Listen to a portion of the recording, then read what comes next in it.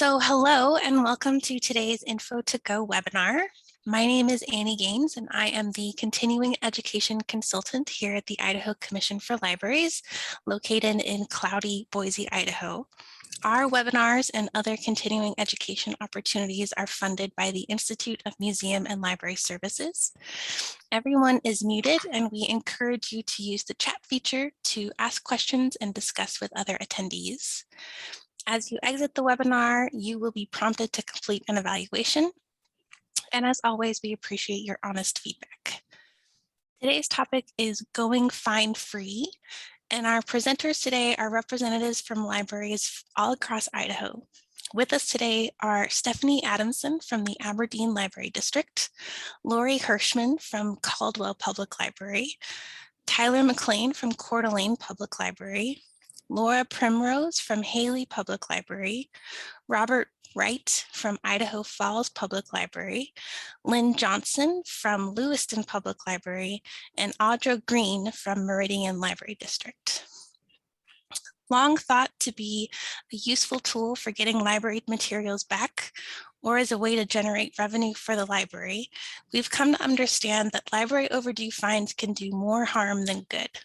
Published research and a growing amount of evidence shows that overdue fines disproportionately impact patrons with lower incomes and discourages patrons from checking out books for their children. For these reasons, more and more libraries across Idaho are eliminating fines. I've asked these presenters here today to talk a little bit about why their libraries have gone fine-free and what that experience has been like. So we're going to go alphabetical by city, which means I'm starting with Stephanie from Aberdeen. Hi, we started looking at going fine free because we were just trying to decide if it would work for our library. When I first started, items checked out at different time periods. So audiovisual checked out for a week, books checked out for 2 weeks. There were a lot of renewals and we're like, okay, this isn't working for us. Because of distances from the library, if somebody checked out a video and their books weren't done in a week, they weren't going to drive in just to drop those off. So then there were a lot of late on the videos because they weren't ready to come back into the library yet. And so we looked at that. And the first thing we did is we made everything do 3 weeks so that everything checks out for 3 weeks. And that has been fantastic as well. And then we looked at, we were averaging less than $500 a year that we were collecting on fines. So it's not a big income item. And when I talked to the board, they were kind of reluctant. They were afraid if they did this and we promoted it, that people would keep things longer. And we had lots of discussion and I talked them into it. And so we started, but they said, but don't advertise it. Don't tell people, just don't charge fines. So what we did is if people came in and they were worried about fines, I would just say, you're good. As long as you bring it back in good condition, in a timely enough manner, we're fine. And we put a jar on the front desk and we just say, there's not a fine, but you are more than welcome to donate to the jar. That helps us buy more books. We actually, I believe, get more income from the jar than we did the fines. We had somebody put a 20 in. And so it's like, yeah, you're not going to get $20 from an overdue book, but we got $20 from the jar. So I think the interactions with the patrons have been really good. And we found that those that are late are late. Those that want to be responsible are responsible and bring them back or renew them. So it really hasn't affected our overdues. It stayed the same, or actually overdues kind of were less lately. So we don't think that it affected the problem that the board was afraid of. We are fine free, but not fee free. If they lose or damage items, then they still are assessed a fee for that, but we are fine free for overdues. And we call the patrons about once a month on overdues, just remind them. And so again, our overdues are less, but they're also very good at most of them responding when we reach out to them. And we have found that this has been a very positive experience. The public has really embraced it, and we just have our jar and it works really well. Thanks, Stephanie. That's really good to hear. So next up, we have Lori Hirschman from Caldwell.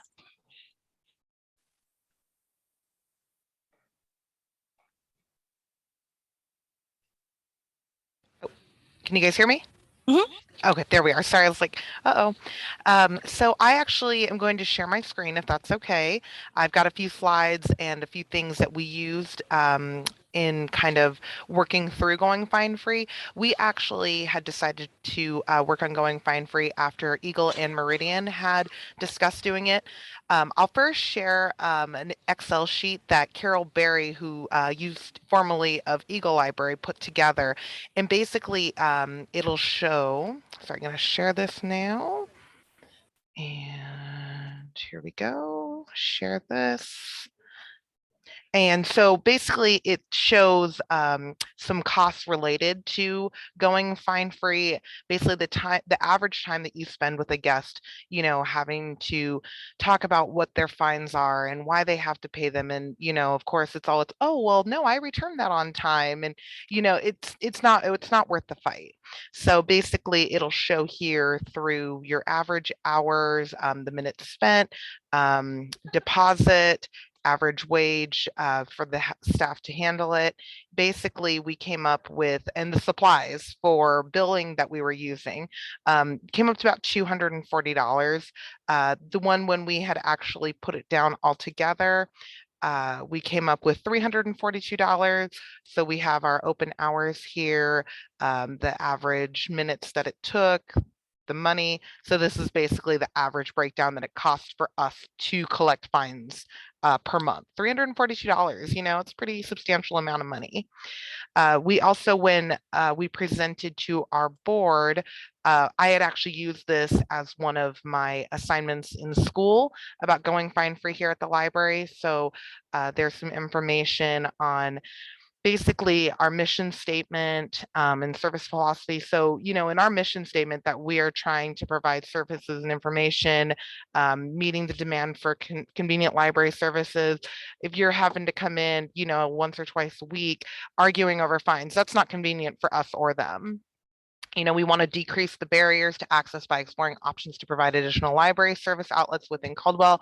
So again, with decreasing those barriers for people who can't afford is definitely was our top priority. So benefits of going fine free, we're standing by our mission statement. Children will not have any barriers stopping them from checking out, because that's usually who ones that are, you know, they're the ones not being able to access. It's the parents who are the ones who are responsible, and the children are the one who are going to suffer from that. Staff will have to spend less time negotiating fines and more time on better customer service and connecting our patrons with information. Fines create a negative impression in the experience for families. We want their experience to be memorable. We want them to come back and frequent our library. Some of the data to support this was the number of children's cards blocked from fines. At this point in time, when we ran these numbers, it was 1,446. You know, that's a lot of children that aren't able to access our services. The staff time between notices and interactions, we estimated it to be maybe between 1 to 3 hours a day, depending on, you know, the type of interaction we had, the calls. Our demographics also were a big thing. We have 20.3% of our people in Caldwell living in poverty. We also have a higher population of Latinx and English learners. 26% of our families speak Spanish. So we want to be able to have all this stuff accessible for them. So we also use testimonies when using this. A few of those, I'd love to take my children back to the library, but we have too many fines on our cards. I'm a single mom of 3 kids. I can't afford the fines that go along with checking out books. My kids don't understand why we can't go to the library. I don't want to tell them it's because we owe them money and I can't afford it. Some of the profit loss, again, so touching back, we did go fine free April 1st of 2019. So a lot of this information is backdated from that because obviously we've been fine free since then. So most libraries had stated this model. They've not experienced a lot of loss in revenue from fines. The libraries who are participating going fine free are reporting about 1 to 3% loss. Meridian Library at this point in time, they'll be running their numbers soon. They will most likely have some good insight to add when presenting to our board of directors for this. Material loss. At this time, we were using the collection agency Unique, so we were able to help get our items back that way. Since COVID had hit, we have not returned back to Unique, but we're still seeing really about the same, if not less, in regards to item loss. We still use our regular billing system, calling out. And we are talking about not returning to Unique, and with that we may look at other ways to get those materials back if that's needed. Something from the American Library magazine here: libraries that had done away with fines reported no difference in the number of materials that were returned successfully. Fines did not teach responsibility because patrons gave other responsible excuses for lateness, like being unable to get to the library or forgetfulness. And again, at this point in time, mind you, this was probably the beginning of 2019. These are the libraries that have gone fine free: Baltimore Public Library, Brigham Young University, Meridian Library, Plainfield Public Library, Salt Lake Public Library, and San Rafael Public Library. We also have another thing that if anybody is interested, there is a fine-free map for other libraries in the area that might want that information. I was looking at it earlier, so you can kind of see here all the libraries in the area that have gone fine-free. When I was looking to see if our library was updated. You actually have to submit an application, but if you are trying to get support, I think this would be a great place to show. Look at all these libraries here that have done it and are not seeing a lot of information or a lot of loss or anything like that. It's definitely been a positive. Oh, sorry, go ahead. We're looking at the spreadsheet right now and we're not seeing a map is the thing. Okay, let's see. I'm sorry. That's okay. Let's see, new share. Oh, did you guys not see that presentation at all either? No, I'm so sorry. I was There is a whole presentation. I am so sorry. I was reading from a presentation that was showing. That is my fault. But I will definitely share the map. Here we go. Sorry about that. So here is that fine free map. This urban libraries, resources from there. And so apologies for that, but yeah, it's all been positive. And yeah, there we go. And if anybody is interested in that presentation that I thought I was sharing, I can definitely get that out there. So apologies on that. Yeah, if you could save that as like a PDF and email it to me, then I can send it out to everybody with the link to this recording as well.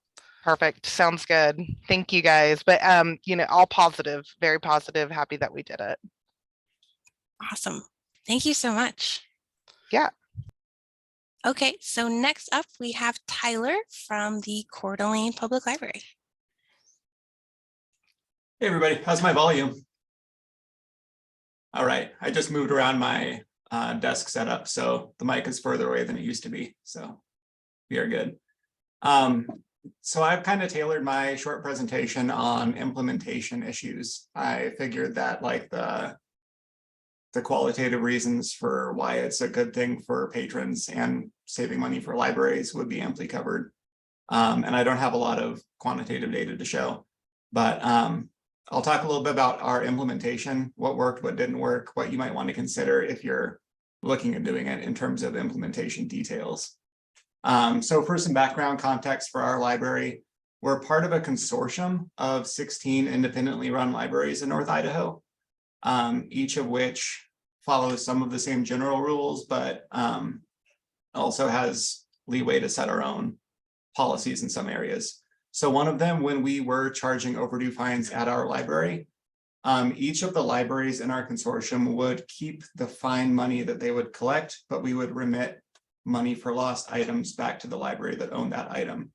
So in that sense, when we were discussing doing away with overdue fines, it was an easy decision because we just were deciding not to collect that money. It's not that we were shorting the other libraries in our network. It was just our decision to not accept that money any longer. If you're part of a consortium, it's going to depend clearly on the rules that you have set up, but that went over surprisingly well. Several of our consortium partners were going fine-free at about the same time, and we planned it out such that I'd say the majority of those libraries changed over around the same time within the span of a month or two. So we do still have a couple libraries that they're mostly the smaller, more rural ones that rely a little bit more on fine collection as a revenue stream. For us, we planned on collecting around 20,000 a year from overdues. We never quite hit it, but our overall budget is, we'll round up to 2 million. So it's about 1% of the overall budget. So not a significant part of our revenue stream. We were able to fine tune some lines within that fiscal year. And then the following fiscal year, we just excluded that as a revenue stream and we went forward just fine. Some more context about us. We never did use a collections agency in the first place, and we've been pretty lenient about charges for damaged items, especially kids' items, board books and picture books, things that could be torn apart or chewed on. We were already fairly lenient about not charging for damage. And so in that way, moving away from overdue fines was a natural extension. All right, so for our timeline, as of April 2018, we started by getting rid of the overdue fines for minor patrons. And as far as implementation goes, it was a matter of setting our ILS to not generate fines on items checked out to minors. So it was based on the patron's account type rather than the item type. We waffled on that a little bit. By not tying it to item type, it means that if a parent checked out a book on their kid's account, they would still accrue overdue fines. But it meant that, like, if a kid was reading above grade level, or if they just wanted books on mummies or something, and they checked out adult material, they wouldn't accrue fines on that. So we decided to dip our toes in the water with just doing away with fines for minors. Let's see. That went pretty well. We subjectively saw a lot of patrons coming back to the library. We saw an initial rush of items being returned since people knew that they wouldn't be held accountable for all the overdue fines that they'd accrued on them. So we did see a rush of people coming back to use the library when it became an option. We'd capped our fees per item at $3 and our total amount we'd assess to a patron at $10. But even so, that $10, I mean, if a family is struggling, that can be enough of a barrier to stop them from returning.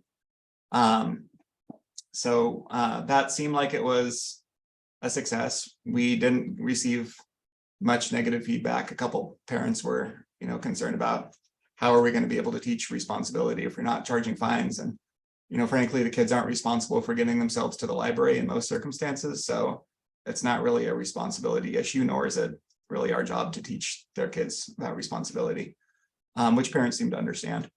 So April 2018, no more fines for minors. June 2019, so a little bit more than a year later, we did away with overdue fines for everyone. We got dark in here. We blocked patrons from using computers if they had overdue items, just as a method of some sort of accountability to keep the books coming back in. And that's a policy that we've waffled on a little bit. Another part of that was whether or not people would be able to check out books if they had overdue books.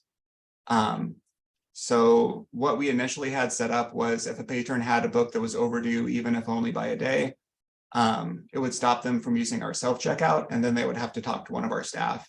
And the staff would be like, hey, we didn't do overdue fines, but now your account's blocked. We'll override you for this one time. And we just gave them the same speech every time. So if they were habitual, then they just heard that speech a lot. But it was, I think, a middle ground for us in terms of if they had overdue items, they had to jump through a small hoop, but they were still usually able to obtain services. It was a blessing with COVID. We shut down entirely for a short period. And then as we did the curbside back open, curbside dance, a lot of patrons decided to just hunker down for the duration. And so those items got returned after they were quite overdue and considered lost. And so it felt very patron forward to be able to welcome them back in without charging them for doing the best they could for their families in the middle of everything that was going on. So other changes that we've made since June 2019, we've added a second renewal period. Most of our items check out for 4 weeks, DVDs for 1 week. But for the longest time, we only had the one renewal period. We added a second one, and we do not have auto renewal set up, but with the 2 renewals, people can generally extend their holds out as long as nobody else is waiting for the item.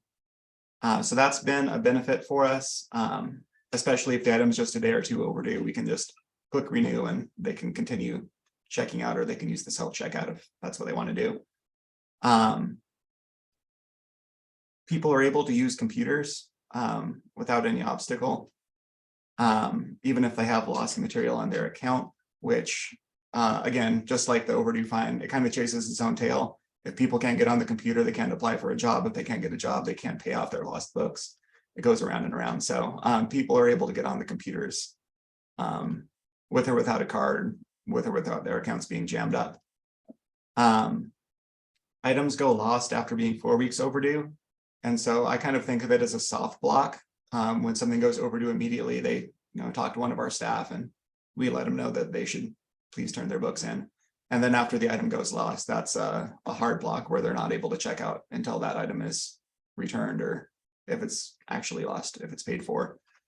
Let's see, it's been several budget cycles now. Like I said, we were picking up maybe 1% of our budget in projected revenue, and that hasn't been, frankly, an issue at all in the subsequent budget cycles here. One thing that worked for us was sending overdue notices more frequently. When we were reviewing the literature, when we were looking at going fine-free, one of the best practices seemed to be trying to send out more notices. Like the amount of times you poke people basically has a stronger correlation with the items coming back than whether or not you charge fines. And so we added a couple more reminder periods, and we switched to a new system for those automatic notifications. The service is named Twilio. I'm not too familiar with the details about the implementation. I know it was more affordable than our previous program, but it allows us to email, text, or send an automated phone call. And so by way of the automated phone call, we can reach patrons that don't have cell phones, which means that we did away with sending physical letters and paying 50-some cents a pop plus the postage. So we saved some marginal money there, as well as made it easier for us to reach out to patrons and nudge them repeatedly for their lost items. Eliminating fines for the minor cardholders was, I think, a smart decision for us. Our board was generally receptive to the idea, but they were a little hesitant to go in immediately and just wipe overdue fines across the board. So by starting with minors, it's an easier sell, and being able to welcome kids and families back into the library is a big customer service win. And some of the feedback that we got from that helped us advocate for doing away with overdue fines for everyone. So dipping your toes in was effective. If you're still on the fence, I'd suggest that as a good place to start. If you can turn on auto renewals, please do. It's a consortium decision for us, and we haven't been able to get that through, but it would be smart if there are renewals available to just have the computer do it automatically. And I guess my last point is just consider, if you're looking at going fine free, how you plan on handling people checking out with unreturned overdue items. Whether it's that soft block as soon as it becomes overdue, and just whenever it is considered lost, making that a firm no. Whether I've seen some libraries, I think of it as lowering the ceiling. So if their items would go into lost status after, say, 4 weeks, maybe moving that down to 2, just to strike a balance between being lenient with folks and helping get the books returned on time. It hasn't been an issue for us in practice. I don't have the stats in front of me for how frequently things are returned overdue now versus before. But it hasn't been a significant issue for us. I haven't noticed subjectively much difference. I think the method of stopping patrons from using the self-checkout and having them talk to a librarian, just that extra little hoop to jump through. Nobody wants to receive a gentle lecture about their items being late. So that's been effective. Again, just nudging people more often about their overdue stuff seems to work just fine in getting the items returned. So that's what I have. Thank you so much, Tyler. That was really informative. Thank you. So next up, we have Laura from the Haley Public Library.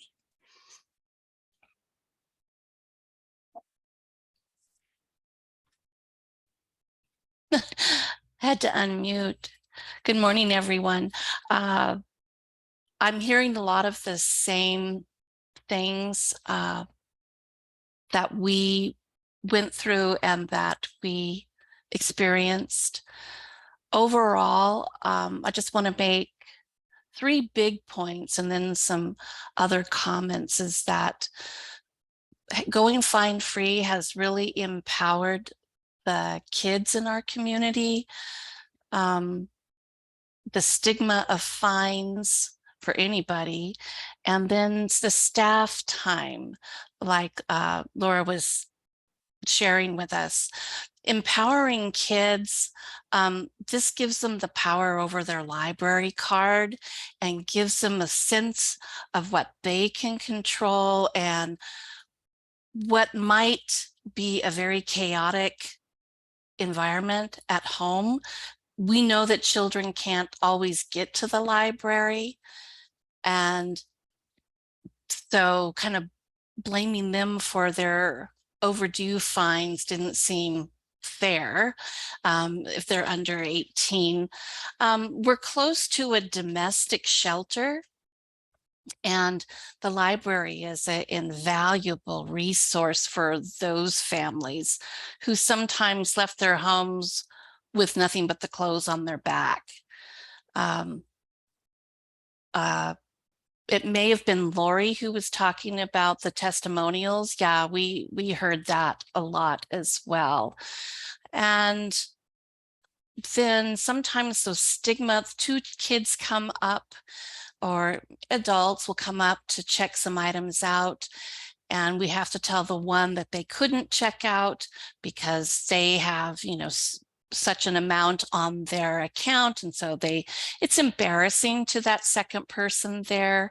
Maybe trauma as well, and it creates a sense of helplessness in those situations, and it's awkward for staff, and it's something they can't fix themselves. They don't have the funds or sometimes the control in their lives to handle that because they're kids. Again, the staff time, it's a more positive experience, and it's not in I think in any of our missions or value statements, what we want to make money. So the money issue, along with the staff time, there's less negotiation, trying to find solutions. How much could you pay? It's embarrassing for both sides, right? Especially when people can't afford it.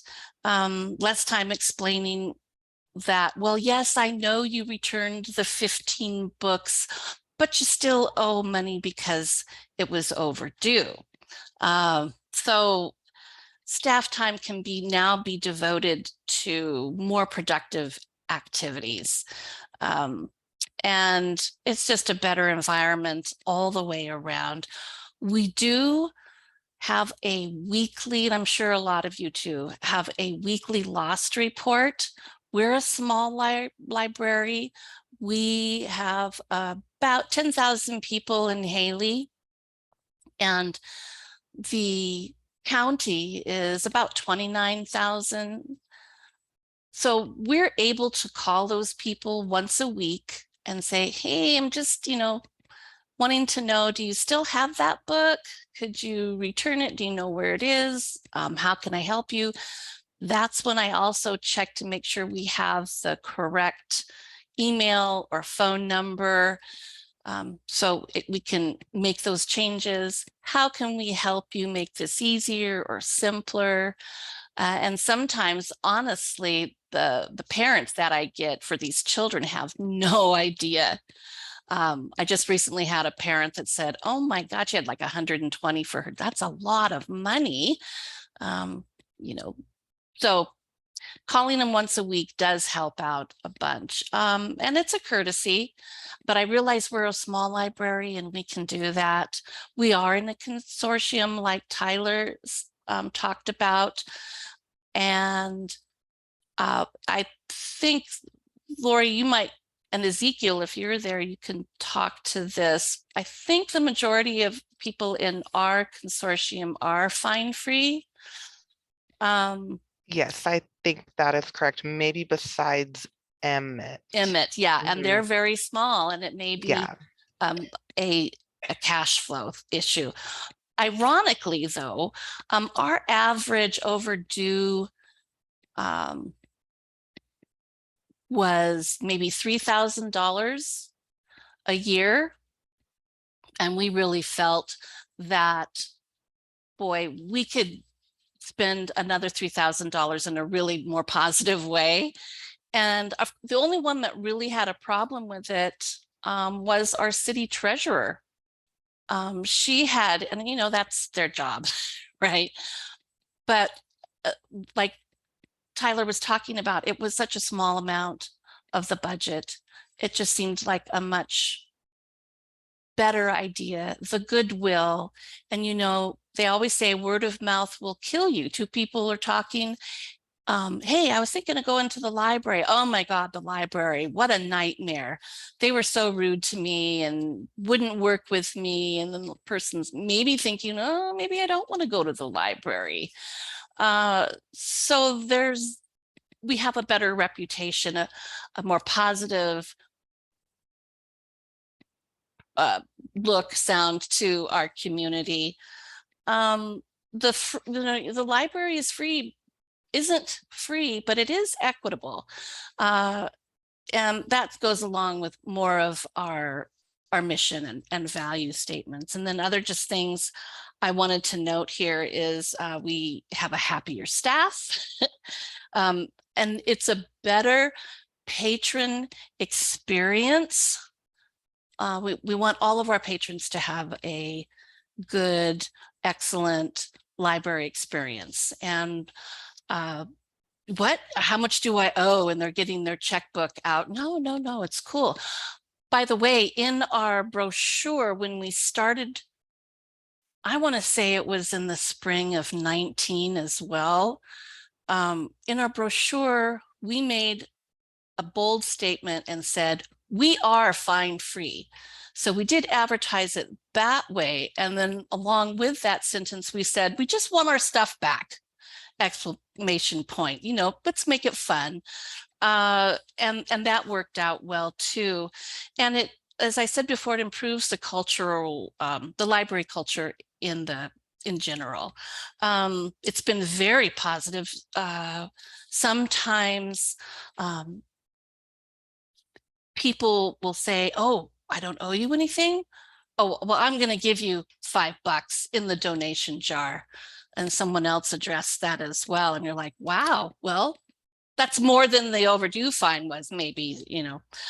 We did get rid of using Unique, the collection company. We were already paying them $10 for every time something went to collection.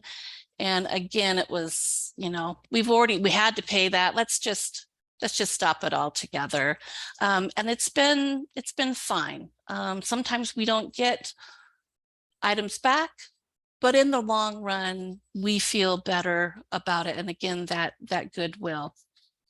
I did talk about the brochure.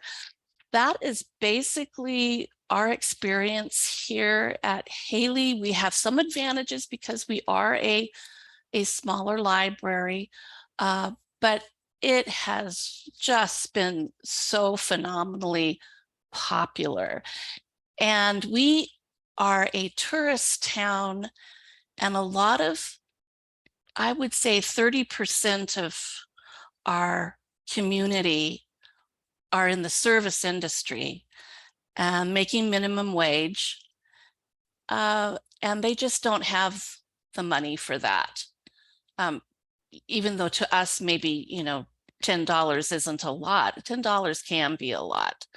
And it's been very, very positive. And I guess that's it from Haley. Thank you so much, Laura. Okay, next up is Robert from Idaho Falls. Good morning. So just to throw the number out, we used to collect $100,000 a year in library fines, which is not a small amount of money. I mean, it is relative to budget, but it's still, it was the director's slush fund. So for us, the objective of going fine free was simply a moral and ethical issue. The board wasn't really excited about it at first, but it just comes down to people on the lower socioeconomic scale. Just if you have to choose between paying a $2.50 library fine and buying a gallon of milk, which one are you going to choose? So, and the other thing is, fine money, as much as we like to think, really isn't real money, because the people who pay are the responsible people, and the people who don't pay are the same people all the time. So it just prevents people from using the library. The other thing we do with it, similar, we did this first, like board books. If you destroy a board book, it's $2. We don't care what it costs. We want children to read. We want them to use. It's the same thing with fines. If you put barriers in place, people just aren't going to come to the library. It has really improved our relationship between our staff and the patrons. People that have, as been mentioned before, if you have to talk to somebody about owing money, there is a real stigma about fines that I just don't understand. To us, it's like big deal. It's an overdue fee. It's not a big deal, but I think it must go back to when we were all in elementary school and the mean school librarian. Not the school librarians are mean now, but back then it was like, if you had an overdue fee, boy, it was the wrath of God coming down on you because you were 2 days late with that book. And I think that carries over. I mean, we have people that are in their 70s. Oh, I have an overdue book, and they're all embarrassed. Like, yeah, so just bring it back. Things to watch for if you decide to go fine free. Things we ran into, a little bit of class warfare going on about people who are more wealthy think that those poor people just ought to suck it up and have to pay those fines. That it's our job to teach responsibility to those people because they never learned it. And we're really big on, it is not our job to teach responsibility. That is something you should have learned from your parents. And if you didn't, you can teach yourself, but it's not, we don't get paid enough to teach you responsibility. We're just here to help you find what you want to read. What happens when stuff doesn't come back? We have a pretty strict, we allow 3 renewals, but if you have overdue items, you can't check anything out, period. So usually what we do is just renew the books. It helps your circ stats too. It's kind of cheating, but so we, if they're out, they get 3 renewals. If they've hit their 3rd renewal and the items aren't back, they can't take anything else. We'll hold it for them. We'll put a hold on it, but we just don't allow them to take it after that. One thing we did this starting September 1st of 2019 is when we went fine free. We waived any fines that people had when we started to go fine free. All retro fines were waived. The other thing we do that's a little different is the median household in Idaho Falls pays about $145 a year in property tax to the library. So let's say you have $60 worth of lost books and you haven't been in for a year. We're just going to waive that because we just took $145 out of your pocket in property tax for the year you couldn't use the library. So we actually prorate that. One thing is, you go fine free, you really can't go back. I mean, I guess you could, but I can't imagine the PR on that. So if you're not fine free and you're debating it, you need to understand, I think this is a one-time decision. If you do it, you could go back, but I wouldn't want to be working on your cert desk if you did. And we focus, I think the biggest benefit to us, other than maybe allowing lower income people to come to the library and not worry about overdue fines, is the relationship that it fosters between the staff and the patron. We really focus on having good relationship with our patrons. And if staff doesn't have to talk to them about money, it makes it a lot easier. So that is about all I've got. So short and sweet, but everybody else pretty much covered everything. And the longer you go, poor Lynn, we'll see what she has to say, you know, because the last person's gonna say, well, everything's been said, but anyway, that's all I've got. Awesome. I'm gonna have to skip out because I got another meeting over at City Hall. So Okay. Well, thank you so much for joining us, Robert. I really appreciate it. thank you. Okay. Next up is Lynn from Lewiston. So I'm going to attempt to share some slides as well. You see that one right there? And I'm going to move this guy. So like most of what many of you have said, we actually have been fine-free since about 2019. And like many of you, we are part of a consortium. We started the conversation after hearing, I believe, Betty Ammon talk about being fine-free or starting to go fine-free, probably at an ILA conference in Moscow. And so the board of directors for the consortium, and when I say a consortium, we have almost 50 libraries and about half of them are school libraries in our consortium in this area. And we also cross over into Washington. We have Washington libraries in our consortium as well. So we had been talking about it at the director level, and then we took those conversations out to our own boards because we of course had to have approval from them. In October, I presented that information to our board, and of course they wanted to know, well, what does that mean financially for us? So I pulled together data for about 4 years of fines to show what the historical perspective had been. And interestingly, in that 4 years worth of data, we had converted from sending money all the way across the consortium to every library, including 5 cents of fines to this library or that library, to moving more to like the North Idaho Consortium's process, where you just keep what you collect, but send only lost book material funds. So we saw a drop kind of in that 2017 area, just in that process at our library, but the board wanted to see the numbers, which was fine. And we talked really about the fact that fines shouldn't be a revenue stream, but we understand that a lot of smaller libraries do use them as a revenue stream. Interestingly, the Lewiston City Library had originally been fine-free, but they instituted fines as a way to create a trust fund to build up an account to help when they decided about 20 years ago that they wanted to move out of the building that the city was leasing and construct a new library. So at that point, they instituted fines and all those funds went into our trust. And now currently donations go into that trust. So if someone comes in and pays for an item and then just says, oh, it's $19, I'll just give you a $20, $1 of that goes into the trust. So it was an interesting process because the building, you know, we've been in our building for 10 years and the consideration was, well, maybe it's time to move away from fines. Maybe we can let that go. So in November of 19, the board voted then to go fine free, but we do still charge for replacement and sometimes for damage as well. And by later in that next year, probably by February, all of the libraries except one in our consortium had gone fine-free. So that was a pretty major move, especially since we share so much material with schools. It was an impact across the area and the region here. And it also made things a lot easier. We were a little nervous about sending funds across state lines and just that trust of, is your courier getting all the money around the area.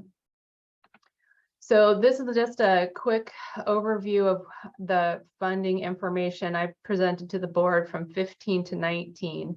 And then you'll see what we've collected in the last few years since we went fine-free.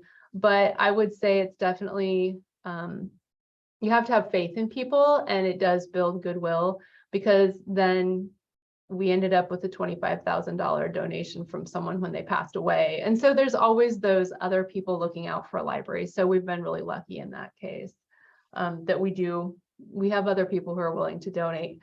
And like many of you have seen, people will come to the counter and say, oh, you don't charge fines, and then they'll just write you out a check anyways. So that's a really nice benefit, that they appreciate having you here, and it builds that value of what you're doing and that positive relationship. So then another question is, how do you get your stuff back? Much like Tyler, we are in the same, we use the same ILS. And so our group ended up shortening our grace period. So your item might go overdue on a Monday, but we'll give you till Thursday or Friday before anything happens to your account officially, which also then has repercussions like, are you going to be blocked from overdrive and other things that you can't access? We do not block people from using the computer here if they have overdue fines, or not, excuse me, overdue items. But it does affect other access like overdrive for our consortium. We ended up also shortening the period between an item going overdue on an account and then also restricting them so they couldn't get any other materials. And then we shortened that length of time where something will go overdue to becoming actually lost, and then billing a patron for it. At our library, at about 90 days, we send a letter that says, please get your things back. We realize you have these overdue items. So that is an expense, but we figure by 90 days, we've already sent out some automated emails or text messages reminding them. So at 90 days, our last letter says, if you have not returned this at this point, it will be billed to your account. And then we actually remove the item from the collection officially from the database. So that's kind of our process. At that point, a lot of times we'll get things back, and then other things just end up getting rebilled, and we'll remove that from the collection completely. Oftentimes in the interim, staff that's working circulation and pulling reports will let the librarians who are purchasing know that, hey, this is already 60 days out. You might want to think about getting a new copy. So often if you've waited that long and it's a bestseller or something that, you know, you have 20 more holds on, you'll end up replacing it anyways. So we don't look at our collection as much as something that is going to be here for till the end of time. I look at that budget amount that we spend on our collection as revolving. We aren't going to keep everything forever. So this is one way that you say, well, we're going to let some of it go. It's somewhat disposable, and we have to be okay with that because we have to have room for new items too. So maybe that person who has it still needs it in all that time. So pretty forgiving in that manner. The interesting thing then, to make things less complex for our patrons across the consortium too, is we used to have 48 different sets of circ rules too, or checkout periods for folks. So after then moving to being fine free for most of the consortium, we also moved to like checkout lengths, so that you can get something here that's a new book for 2 weeks, and you can get the same item, you know, get an item that's a new book in Clarkston for 2 weeks, so that it's less complex for people, and that helps with getting things back in time as well.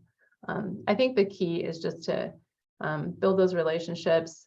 I came in as a new director, and we were trying to turn around the public opinion of our library at that time, and so going fine free really helped bring a lot of people back in the doors here and remove barriers for people who really needed them. So I think I did say a lot of what everybody else had already said.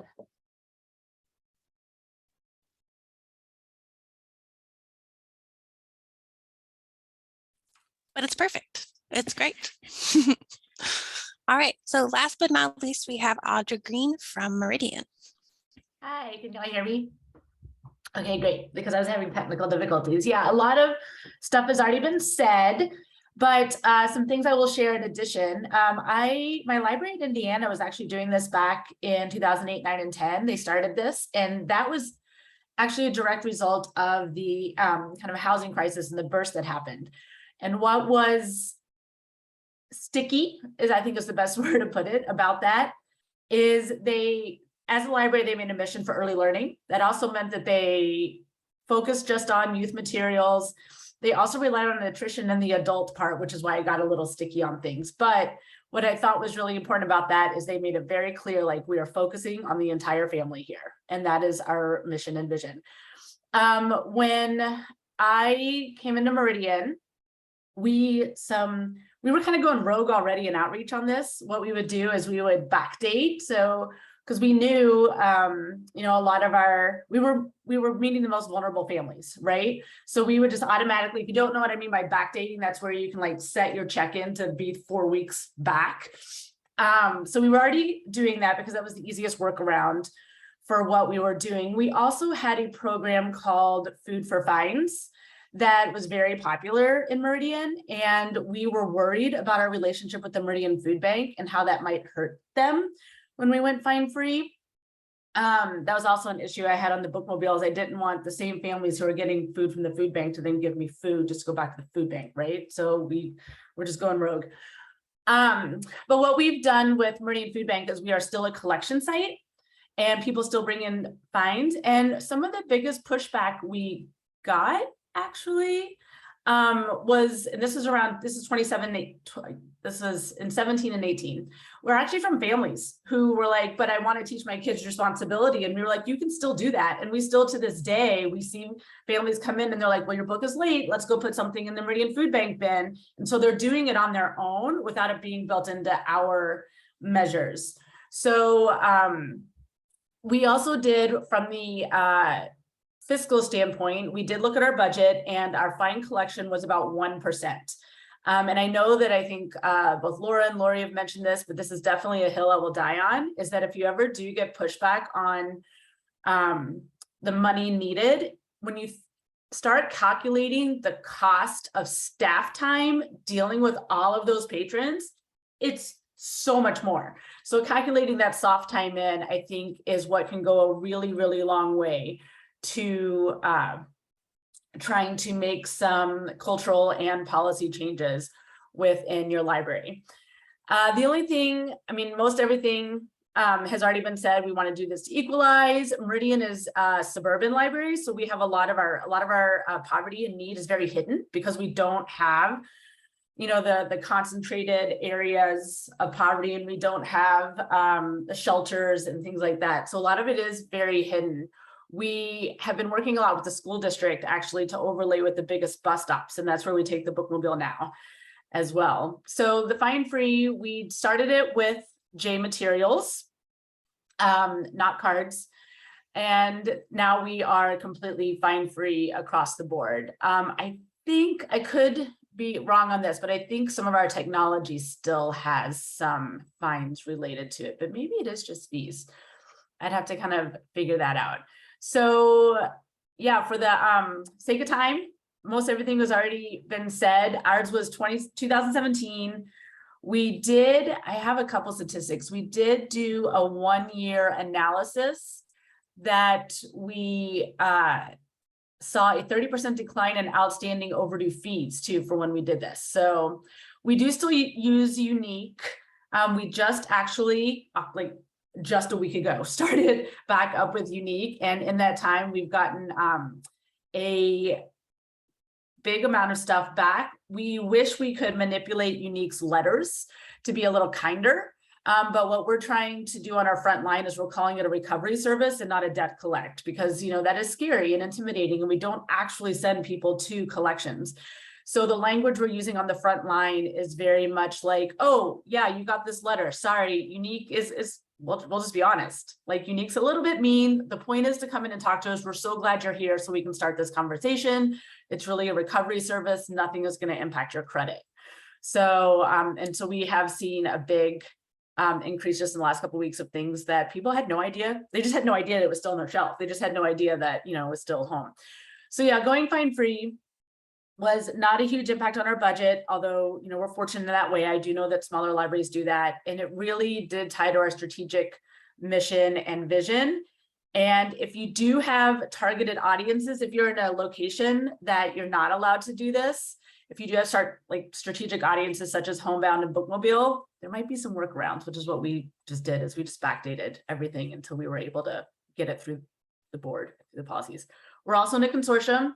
I'm in the same consortium with some folks that are on here, and I actually thought we were all fine free. I didn't realize about Emmett, so that was new information for me. And so I guess now's the time for questions. I talked really fast because most everything was already covered. So thank you all. Thank you. That's perfect. And so the chat feature is not working. So if you have a question, I would encourage you to raise your hand. You can click the little raise your hand button, and then I can unmute you, and then you can ask the question to the fine folks we have assembled here. Sorry about that chat not working. But if you have questions, please raise your hands, raise your virtual hands, and we can unmute you. While people are thinking about their questions, thank you everyone for attending today. This has been really great and really informative. Here's a question. Jean, go ahead. Hello, I hope you all can hear me fine. Good. I would like to make a comment in that I appreciate 100% all of it that you all are doing. It's working great. It sounds like it's working great for you all. For us, I started working here this year would be 20 years that I've worked here with our library and at the Ohio County Public Library here in Hartford, Kentucky. And we have never had fines. We always say we have a fine-free day, and I say that with quotes around it, on a Tuesday and a Saturday. That opens the opportunity for those who feel obligated to pay those fines. Or they can bring their materials in on that Tuesday or that Saturday. And that has always worked for us. Now we have made some changes. We've gotten a new director the past couple of years, and she felt like our book sale area needs to be more like a donation. That is where we have seen a lot of changes. People will be able to come in and just take a book. And some people come in and take one book and give us $5. Some people will come in and get, oh, there's a whole bunch of children's books here. We're just going to be able to, we're going to take these. And because we use these in our homeschool, you know, here's $40. That's more money than what we would have gotten if we had sold that book for $1. And so that is a big difference that we have made. And when I say book sale, those are materials that we have weeded from our collection that's worthy for somebody else to read. Or it was a donation to us that we don't feel is worthy for our collection. So that's how we get our donation books now, or our book sale books is what we call it. So, but anyways, I just thought I'd share that with you. Thank you, Jean. That's great. That's great to hear. I just want to say I'm from Kentucky, so it's so nice to hear Kentucky. Wonderful. Awesome. Well, if there's any other questions, feel free to raise your hand and we can unmute you. But seeing none, Thank you so much, presenters, for being here today and sharing your expertise. I think it's been really valuable. Some of the stories have been overlapping, but there's also some unique differences, and I think that's been really valuable to hear. Thanks so much for coming. I'm going to end the recording now.